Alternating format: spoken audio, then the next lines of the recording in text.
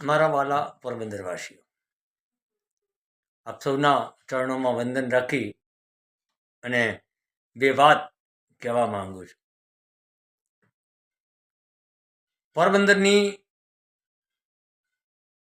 પોરબંદરવાસીઓની જે અપેક્ષાઓ છે અમારી પાસે, એ અપેક્ષાઓ મુજબ ઘણા બધા લોકો ટેલિફોનથી અમને મળવા બોલાવે છે. અમે મળીએ પણ છીએ. અને ભાગ્યે જ આમ આદમી પાર્ટીનો કોઈ કાર્યકર્તા કદાચ મળવા માટે સમય બદલાવતો હશે, પરંતુ લગભગ અમે બધા સામેથી મંગાવેલા સમય મુજબ એમની પાસે જતા હોઈએ છીએ. શહેરના ઘણા બધા અમારા અગ્રણીઓ, આગેવાનો, જિલ્લા સ્તરના, તાલુકા સ્તરના, ગામડાઓમાં, ખાસ કરીને શહેરમાં, વોર્ડમાં, વિસ્તારોમાં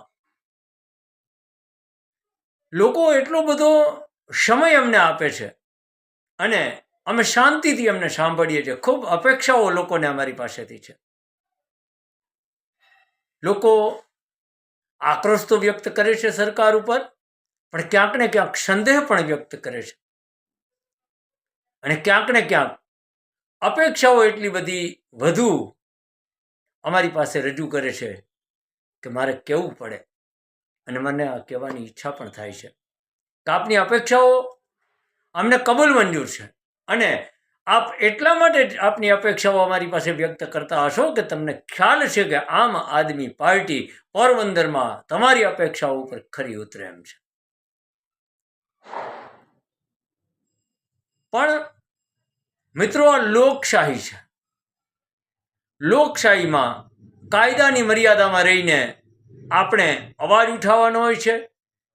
એ અવાજને જ્યાં જરૂર છે ત્યાં સુધી પહોંચાડવાનો હોય છે. એના માટે તમારા બધાનો સાથ અને સહકાર પણ જરૂરી છે. કહેવું હોય તો એમ કહી શકાય કે તમારી અપેક્ષાઓ જેટલી છે એના 1માં ભાગની કે 2માં ભાગની અમારી આકાંક્ષાઓ છે. અને આકાંક્ષા શું છે અમારી?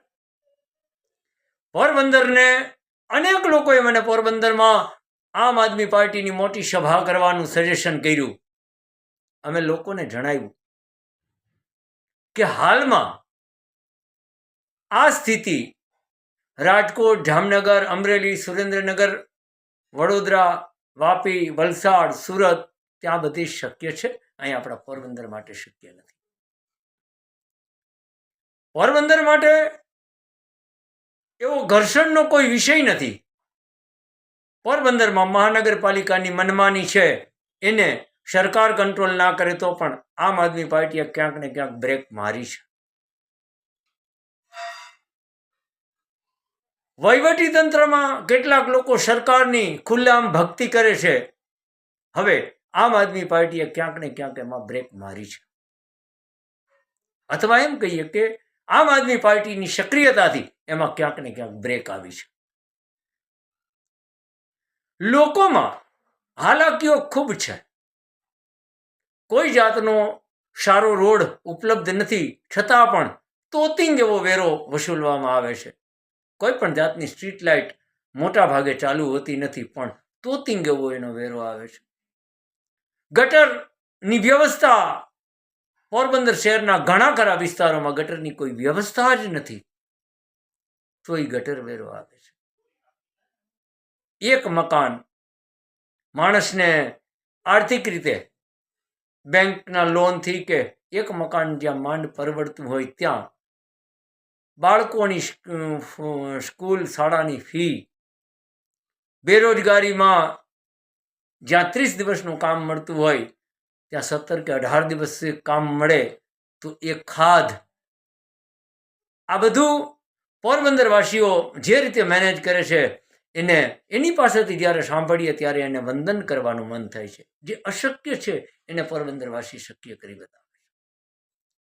પોરબંદરની સમગ્ર ગુજરાતમાં આ એક વાત લોકોના મગજમાં ઠસાણી છે કે ભારતીય જનતા પાર્ટી શાસિત નગરપાલિકા હોય, ભારતીય જનતા પાર્ટી શાસિત જિલ્લા પંચાયત હોય, ભારતીય જનતા પાર્ટી શાસિત તાલુકા પંચાયત હોય કે ભારતીય જનતા પાર્ટી શાસિત સરકાર હોય, લોકોના શોષણ સિવાય મોટા ભાગે સરકારમાંથી કોઈ જ ઉપલબ્ધિ નીકળી નથી.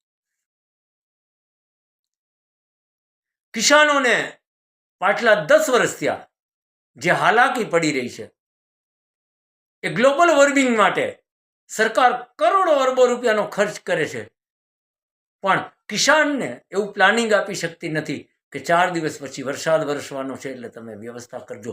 યા સરકાર એવી સુવિધા ઉપલબ્ધ કરાવતી નથી કે કિસાનને છાતીએ પાણી ચડે કે વરસાદ વરસશે તો પણ મારી માંડવી બચી જશે. ના આજુબાજુમાં ગોડાઉનની વ્યવસ્થાઓ છે, ના આજુબાજુમાં સસ્તા દરના આપણે મજૂર સસ્તી એનો દર ના હોવો જોઈએ, પણ સસ્તા દરની મજદૂરી ઉપલબ્ધ નથી, સાધનોની યાંત્રિક સુવિધાઓ ઉપલબ્ધ નથી. યાર્ડમાં મગફળી કે એવા તૈયાર પાક લઈ જાય તો એને રાખવાનું તોતિંગ ભાડું છે, કરદા પ્રથા, આવા બધા પ્રશ્નો છે. અને ગ્લોબલ વોર્મિંગના નામે સરકાર અધધ કરોડો રૂપિયાનો ખર્ચ કરી અને વરસતા વરસાદ વચ્ચે સરકાર ખાલી સાંત્વનાના 2 શબ્દો એના પ્રવક્તા મંત્રી કહે કે વરસાદ વરસવાથી કિસાન ભાઈઓને જે નુકસાન થયું છે એ અંગે અમને ખૂબ ખેદ છે. ભારતીય જનતા પાર્ટીની શાસન પ્રણાલીમાં સરકાર બનવાનો એમનો જે ચસ્કો છે, મિત્રો, આ તમામ નેતાઓમાં જે ચસ્કો પ્રસરી ગયો છે એને ઉતારવો પડે.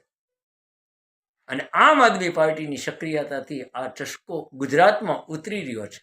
એનું તાજું ઉદાહરણ આપું તો 3 દિવસથી આ માવઠાની જે અસર પડી છે, અને હું તમને 100% કહું છું કે જો આમ આદમી પાર્ટી અત્યાર સુધી આવા આંદોલનના માર્ગે ચાલતી ના હોત તો સરકાર તરફથી સર્વે નામનું એક રમકડું શરૂ થાત, કેટલાય દિવસો પછી સર્વે થાત, અધિકારીઓ એમાં સરકારી કર્મચારીઓ એની દાદાગીરીને કિસાન સહન કરત.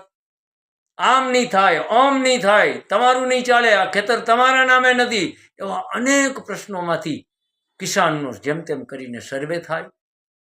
સર્વેના 6 મહિના પછી કિસાન સહાય વળતર સરકાર જાહેર કરે, અને જે જાહેરાત થાય એ જાહેરાત એટલી મામૂલી હોય કે કિસાનને એમ થાય કે અમે કઈ સરકારના ભરોસે બેઠા. એટલે હું કહેવા એ માંગુ છું કે આમ આદમી પાર્ટીની વધતી જતી સક્રિયતાથી હવે આ વખતનું પ્રધાનમંડળ ગુજરાત રાજ્ય સરકારનું એ ભલે એને વાસ આવતી હોય અને ફોટા પડાવે છે, પણ ફોટા તો પડાવવા જાય છે, એ વિડીયો ઉતરાવે છે. વિડીયોમાં આપણે સાંભળીએ તો આપણને થોડો ખેદ થાય કે મંત્રીજી ગોઠણ સુધીના પોતાના લેંગાને, પોતાના પેન્ટને ઊંચું કરે અને ત્યાં જાય ખેતરમાં, અને ત્યાં એની સાથે રહેલા લોકોને એ એમ કે થોડું વાસ મારે છે. જે મંત્રી મહોદયને વાસ મારે છે, કિસાનની જમીનમાં ભરાયેલું પાણી, એ જગ્યાએ કિસાન રહે છે. જે મંત્રી મહોદયને પોતાની ગાડીમાં મચ્છરદાનીના ડીશી પેલા રાખવા પડે, મચ્છરો ના કરડે, એ ખેતરમાં મચ્છરોની વચ્ચે કિસાન અને એનો પરિવાર રહે છે. આટલી બધી યાતનાઓ આપણે ભોગવીએ છીએ, અપેક્ષાઓ આપણી ખૂબ છે. આમ આદમી પાર્ટી એમાં શક્ય એટલી મહેનત કરી રહી છે, પણ આમ આદમી પાર્ટીની આકાંક્ષા તમારા સુધી પહોંચતી નથી. એટલે મારે આ વિડીયોમાં બહુ ભાવપૂર્વક, પ્રેમપૂર્વક અને વિનંતીપૂર્વક તમને સૌને કહેવું છે, અમારી આકાંક્ષા શું છે? અમે સરકાર સામે દેખાવ કરીએ ત્યારે તમારો અમને સહયોગ જોઈએ છે. અમે જ્યારે કાળી પટ્ટી બાંધવાનું આંદોલન કરીએ ત્યારે તમે પોતે જાતે 1 રૂપિયાના ખર્ચે મળતી કાળી પટ્ટી બાંધી અને વિરોધ પ્રદર્શન કરો. આ અમારી અપેક્ષાઓ છે, આ અમારી આકાંક્ષાઓ છે. આ સરકાર, આ નહીં કોઈ પણ સરકાર, એક વખત એના નેતાઓને સરકાર બનવાનો ચસ્કો લાગી જાય પછી એને તમે રોડ ઉપર સામાન્ય લોકોની સામાન્ય સમસ્યા સમજાવી જ ના શકો વિરોધ સિવાય.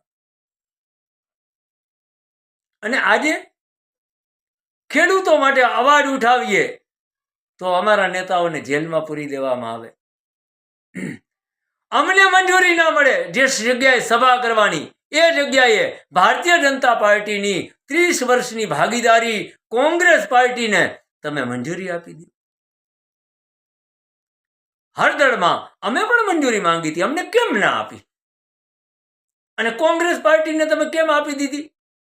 તો ક્યાંક ને ક્યાંક ભારતીય જનતા પાર્ટીના લોકોએ આ પ્રયત્ન કર્યો કે આમ આદમી પાર્ટીના રાજુભાઈ કરપડા અને પ્રવીણ રામ જ્યારે જેલમાં છે ત્યારે આ જેલમાંથી એને ડિસ્ટર્બ કરવા, એને અપ્રતાડિત કરવા તમે કોંગ્રેસને ત્યાં મંજૂરી આપી દો અને કોંગ્રેસવાળા પણ મોટે ઉપાડે આમ આદમી પાર્ટીના આંદોલનનું નેતૃત્વ કરવા નીકળી પડે.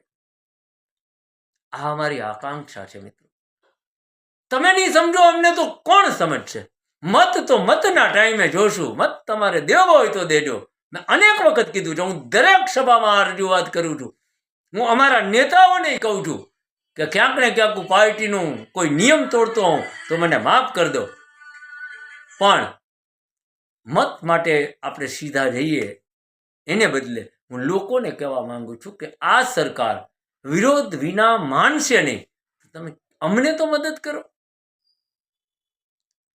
તમે અમારી તો પડકે ઊભી જાઓ. આ અમારી પાસે ઉભવામાં તમને જ્યારે સંકોચ થાય છે ત્યારે અમને એમ થાય છે કે તમારી અપેક્ષાઓ તો ખૂબ છે, પણ અમારી એક નાનકડી આકાંક્ષામાં તમે ખરા ઉતરતા નથી. છતાંય હું આ ખેદ વ્યક્ત નથી કરતો. પોરબંદરના 13 વોર્ડ, એના એટલા બધા વિસ્તારો, આ બધા વિસ્તારોમાં હું લગભગ વિસ્તારોમાં હું મિટિંગ કરું છું, જાઉં છું. બકાયદા મને બોલાવવામાં આવે છે. અમારી આમ આદમી પાર્ટીના બીજા પણ આગેવાનોને બોલાવવામાં આવે છે, જાય છે, મિટિંગો કરે છે.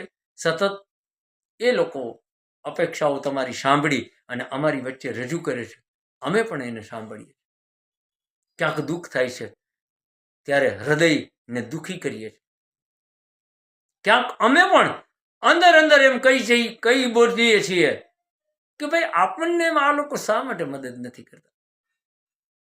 શું અમારા કોઈ નેતા કે અમારા કોઈ કાર્યકર્તા તમારી પાસે પૈસા માંગે છે તો મદદ ના કરતા?